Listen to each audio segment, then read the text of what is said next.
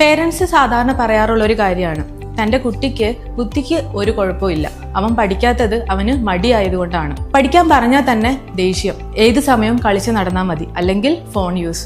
ഇത് ശരിക്കും മടിയായിരിക്കുമോ കാരണം? എന്നാൽ ഇതിന് കാരണം ലേണിംഗ് ഡിസബിലിറ്റീസ് അല്ലെങ്കിൽ ഡിഫിക്കൽട്ടീസ് ആകാം.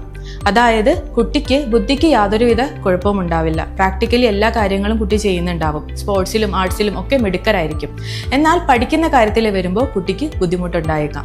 അതായത് വായിക്കാനുള്ള ബുദ്ധിമുട്ട്, അക്ഷരങ്ങൾ കറക്റ്റായിട്ട് പ്രൊനൗൺസ് ചെയ്യാനുള്ള ഒരു ബുദ്ധിമുട്ട്, അതുപോലെ തന്നെ സെൻറ്റൻസ് കറക്റ്റായിട്ട് വായിച്ച് അതിൽ നിന്ന് കാര്യങ്ങൾ മനസ്സിലാക്കാനുള്ള ബുദ്ധിമുട്ടും കുട്ടിക്കുണ്ടായേക്കാം. അതേപോലെ റൈറ്റിങ്ങിൽ വരുമ്പോൾ പെൻസിൽ ഗ്രിപ്പ് കറക്റ്റായിട്ട് പിടിക്കാനും അതേപോലെ തന്നെ എഴുതുമ്പോൾ ഒത്തിരി സമയമെടുത്ത് കോപ്പി ചെയ്യാനും നോട്ട്ബുക്സ് കംപ്ലീറ്റ് ചെയ്യാനും കുട്ടിക്ക് ബുദ്ധിമുട്ട് വന്നേക്കാം. അതുപോലെ തന്നെ കോപ്പി ചെയ്താലും എഴുതിയാലും സ്പെല്ലിംഗ് മിസ്റ്റേക്സ് കൂടുതലായിട്ട് വരിക, ലെറ്റേഴ്സ് തമ്മിൽ തിരിഞ്ഞു പോവുക, ഇങ്ങനെയുള്ള കാര്യങ്ങളും ഉണ്ടായേക്കാം.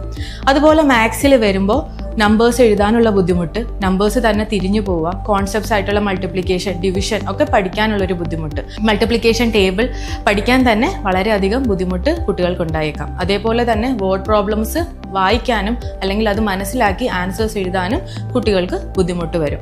ഇതൊക്കെ തന്നെ ബ്രെയിൻ പ്രോസസ്സിങ്ങിൻ്റെ ഡിഫറൻസസ് കാരണമാണ് ഉണ്ടാകുന്നത്. ശരിയായ രീതിയിലുള്ള ഒരു സൈക്കോളജിക്കൽ അസസ്മെൻറ്റിലൂടെ ഇത് മടിയാണോ അല്ലെങ്കിൽ ലേണിംഗ് ഡിസബിലിറ്റീസ് ആണോ എന്നുള്ളത് മനസ്സിലാക്കാനായി സാധിക്കും. അതോടൊപ്പം തന്നെ ഒരു സ്പെഷ്യൽ എഡ്യൂക്കേറ്ററിന്റെ നേതൃത്വത്തിലുള്ള റെമഡിയൽ ട്രെയിനിങ്ങും അത്യാവശ്യമാണ്. മനസ്സിനും തനുവിനും ജീവനീ